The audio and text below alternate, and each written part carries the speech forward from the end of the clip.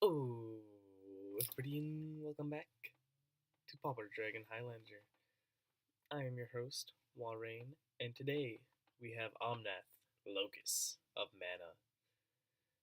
Omnath, Locus of Mana is a 3 converted mana cost creature, 2 into green, for a 1/1 legendary creature elemental, with the abilities that green mana doesn't empty from your mana pool as steps and phases end, and Omnath Locus of Mana gets +1/+1 for each green mana in your mana pool. So what does this mean exactly? Well, as you tap lands to produce mana, the mana doesn't go directly towards a spell. It goes into your mana pool. Normally, when you move from each phase to the next, so from upkeep to your main phase, from your main phase to your combat phase to the next main phase, and so on and so forth, that mana disappears. So any extra that you have, so let's say you tap a land for 5 mana, and you only spend 3 of it.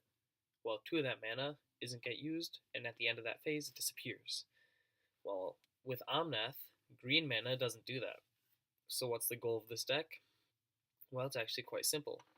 You make a ton of green mana. First, you're going to have a couple of different ways you do that. First thing is just, you're going to be getting out a bunch of lands and tap them to make mana. And you just do that every turn, and as you continually do that, then you can just generate more mana, make Omnath huge, and swing in for the kill. So let's get right into the deck. Boop. This is a quite simple deck. A couple things you may want to note when you look at just the list of the types, the card types.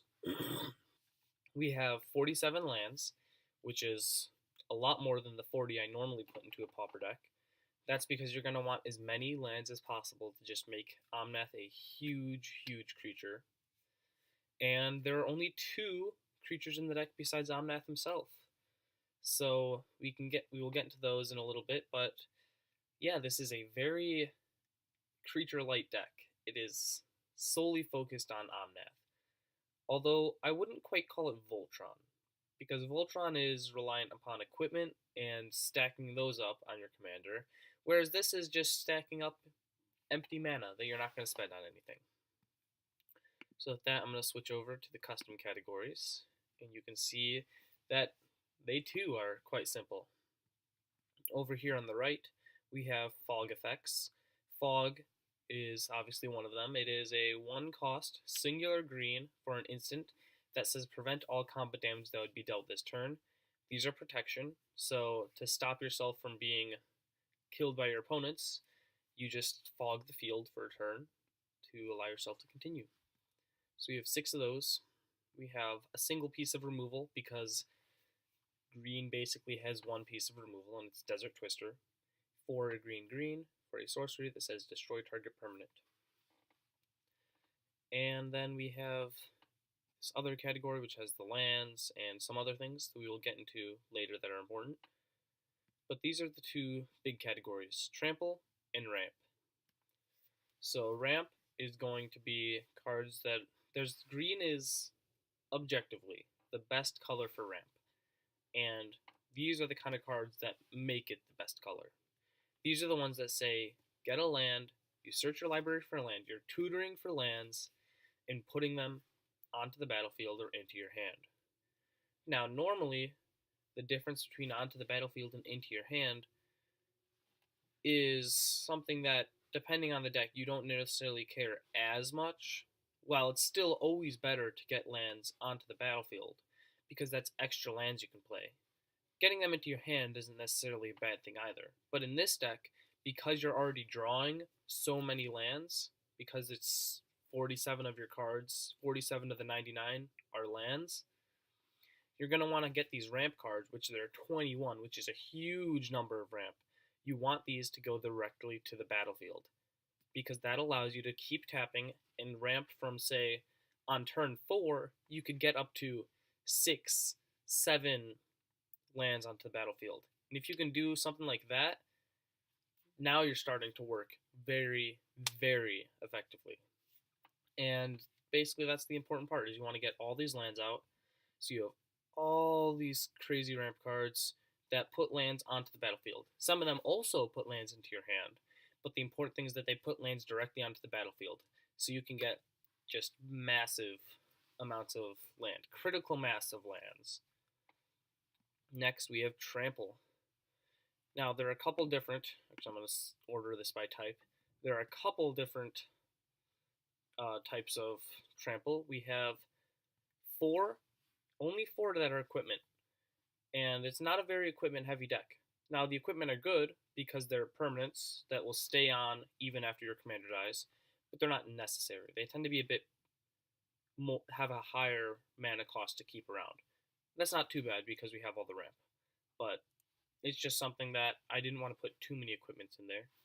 We have Brawler's Plate, +2/+2 and Trample with equip 4, Chariot of Victory, First Strike, Trample, and Haste, and equip 1. So those are the effects that they give. Haunted Cloak gives Vigilance, Trample, and Haste, and equip 1. The Haste is also very good, so that's why I really like these two, because these two, Chariot of Victory and Haunted Cloak, also give Haste. But it's not as important.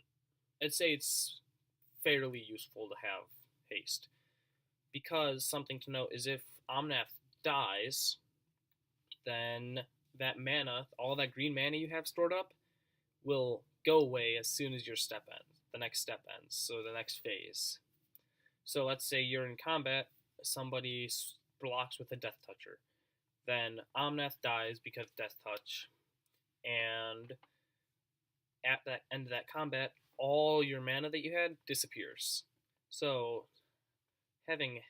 let's say you bring him out again, you just put on more mana, put him out again. Now you don't have all that mana stored up. So the haste isn't as important because you're not going to be dealing those huge damage numbers turn one that he's out. You're really looking further down the line to make him that much bigger. And then finally we have Ring of Colonia. Equipped creature gets trample, and at the beginning of your upkeep, put a 1/1 counter on equipped creature if it's green. Then we have equipments. Most of these just say give your creatures trample, they get trample, they get +1/+something, +X and trample, blah blah blah. They're all pretty simple. One of the important enchantments, which isn't, because most of these enchantments are things that you put onto the battlefield attached to Omnath, and when he dies, they die. Primal Rage, one of our most important ones, is not an equipment, or it's not an aura enchantment, is what I meant to say.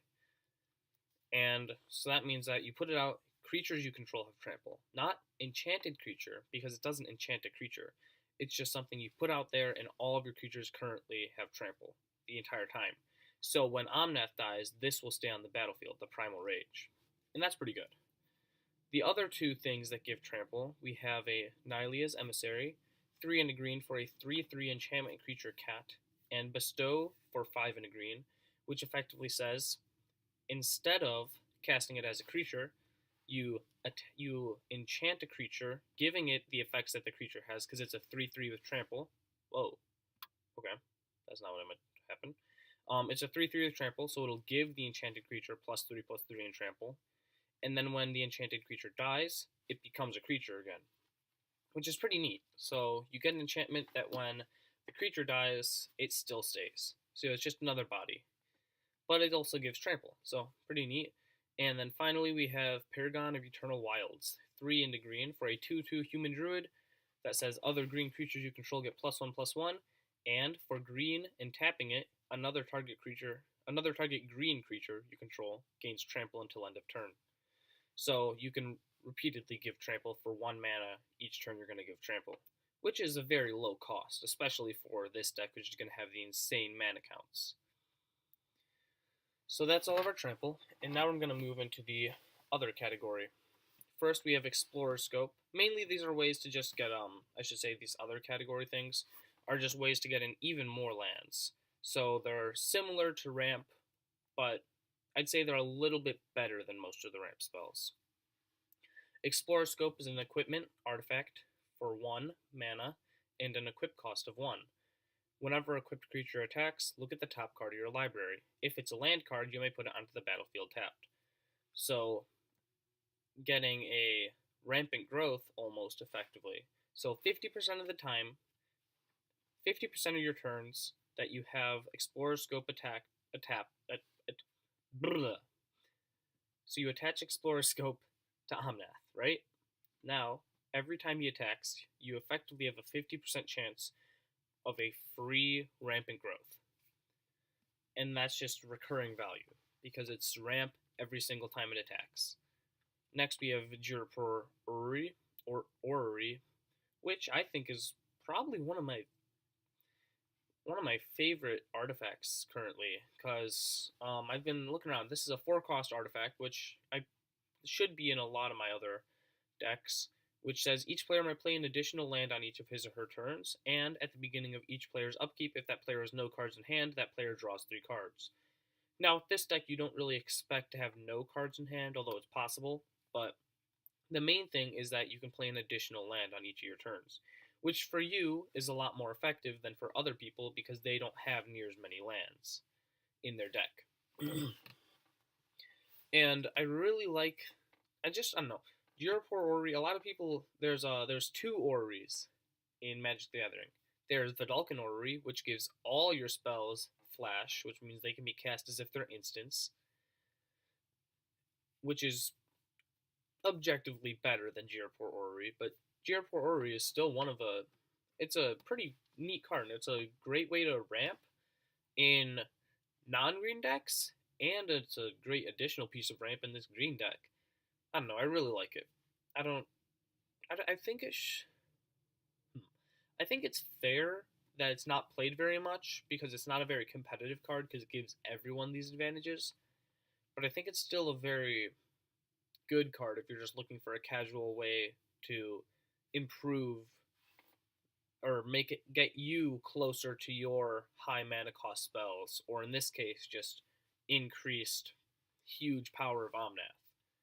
And I will mention, what you may be thinking is they're going to chump block Omnath every time he attacks, and then he does no damage. For those of you that don't know, trample means any extra damage. So for every amount that his power is greater than their toughness, you deal that extra damage to the player. Whereas without trample, you don't do that. I know I didn't really make that clear, and I'm sure most of you who actually watched this far know that, but in case you didn't know, that's what the trample is for, to just deal that extra damage through. Next, we have Seer's Sundial. 4 mana for an artifact with landfall. Whenever a land enters the battlefield under your control, you may pay 2. If you do, draw a card. So, imagine you have this and Jirapur Orrery out. You have 1 card. You have just drawn your card for the turn. It's a land. What am I going to do with this land? I'll play it. Alright, because you played it, Seer's Sundial says you can pay 2 mana. Hey, that's a good idea. I should pay that 2 mana. You pay 2 mana, and then you draw a card. It's another land. Well, Jirapur Orrery says I can play that land, because I get to play an additional land. I play that land. Seer's Sundial says, pay 2 mana, draw another card. So effectively, for 2 mana, you got 2 extra lands onto the battlefield, and you got to cycle through more cards in your deck to just get closer to possibly a prodigious growth, which can give your creature +7/+7 in trample. Or maybe you got closer to one of your fogs that you desperately needed. Or maybe you just got that Desert Twister. So it's a really nice effect to be able to, every time you play a land, you draw a card. Or not even play a land. Every time you play a ramp spell, pay 2 extra mana and draw a card. Because all the ramp spells put lands onto the battlefield. Oh. Didn't mean to shake that computer like that, but okay. So yeah, it's a really powerful effect in this deck where you have so much ramp. Next, we have Dictate of Karametra. 3 green for a flash enchantment, so it can be played as if it's an instant. And whenever a player taps a land for mana, that player adds 1 mana of his or her to his or her mana pool of any type that land produced. So it doubles all the mana that you produce. Similar to the effect of Rites of Flourishing. Oh no, not similar to Rites of Flourishing. I thought there was another one. Oh, never mind. Not similar to the effects of Rites of Flourishing. Rites of Flourishing is actually more is a Jir per Orrery type effect. Each player may play an additional land on each of his or her turns, and at the beginning of each player's draw step, each player draws an additional card. So just you're drawing more, playing more lands. Cool effect. Dictative Karametra, double all your mana production from your lands. Journey of Discovery. That's just a ramp spell. That probably should be over here. And Summer Bloom. You may, for 1 and a green, you may play up to 3 additional lands this turn. So if you're just swamped with lands, you just Summer Bloom and get them all out there. Pretty good. So yeah, it's a simple deck. I kind of you may be wondering why it's so simple. Like, why is there so little variance in what it does? Well, this deck started as a joke of Omnath, Locus of Mana, and 99 Forests. And then, now, and then I just kind of worked backwards from that, which is probably not the way to go, but that's how I did it. I started with Omnath, 99 Forests, and then just started taking away forests, putting in ramp. Then I thought, I can't just make them big, I gotta get them through. So then I thought, well, what's the best way that green knows how to get things through? And it's trample. So then I started adding trample cards. And then I'm like, should probably have some other ways to make more mana. And I added in like Dictative Karametra, Rites of Flourishing to get out more lands, these kind of things. What if someone just attacks me out with all their creatures? Let's add fog cards. What if I want to kill something, but I can't kill it because it's like hiding from combat? Desert Twister. But there's nothing else for that. Removal, I will say, this is not the most powerful deck. But it does much better. So if you're playing Commander, normally it's a 4-player game. But if you're playing, sometimes people play, I've heard it called French Commander, or they'll just call it like solo, like or dual Commander, I guess, where it's just 1v1. So in French EDH, as it's called, it's a same exact format, same exact card ban list, everything's the same, except it's just 1v1. So they call it French EDH. The tier list is insanely different. I'd say this deck works with Omnath, works better in French EDH than it does in normal EDH, but in 4-player EDH, but still, it's still a solid deck. It's really simple. It's really easy. This is a deck that I would highly recommend to new players of Commander. So if you have a friend who wants to get into Commander but doesn't want to go with all the complicated combos, who's really just kind of trying to dip their toe into the format, you might consider Omnath, Locus of Mana. Or if you're someone who's just really likes to play big green creatures and wants a deck that's just really fun and different, I'd say this is a deck that you don't really play this kind of deck in most places. It'll feel familiar, but you can also feel that it's unique at the same time, which I really like about it. And best of all, of course, with all of our decks, it is a budget deck. The whole Pauper in Pauper Commander, even though it doesn't fit the Pauper Commander format, that is an important note, but it's too late because I'm already set 9 episodes in, not changing the name. But in case you're wondering, or in case you're down in the comments typing away already, yes, Pauper Commander does exist. No, none of my Pauper Commander decks actually fit that format. This is for regular EDH. This is important, but it's just cheap. And how cheap is this deck? Well, including the Commander, but excluding all 47 basic lands, is a $36 deck. $36.12 to be exact. And take out Omnath, a $15 card. You could bring that price down with only 52 cards, so not including the Commander, and not including the 47 lands. Your deck becomes way cheaper. And ooh, look at that. $20.83. So, yeah, this fits right in the middle of our budget range. Not too expensive, not way crazy, like $5 deck or anything like that. It's just a simple $20 deck. And then including the Commander, that's $36. which for a commander deck, if you guys, in case you're not familiar with the format, and you may be thinking, oh my gosh, $36 just to play a card game? That's crazy. Well, the average commander deck, approximately a couple $100. If you watch a YouTube video, you look up just people playing commander, most of those decks are a couple $100. That's why I wanted to. I was watching some of those and I'm like, these decks are expensive, but I want to learn easier decks. So there weren't much budget commander videos out there, so here I am, making budget commander videos for all 20 of my subscribers, and the 2 of you that actually watch the video all the way to the end. But yeah, it's that simple. Omnath, Locus of Mana. The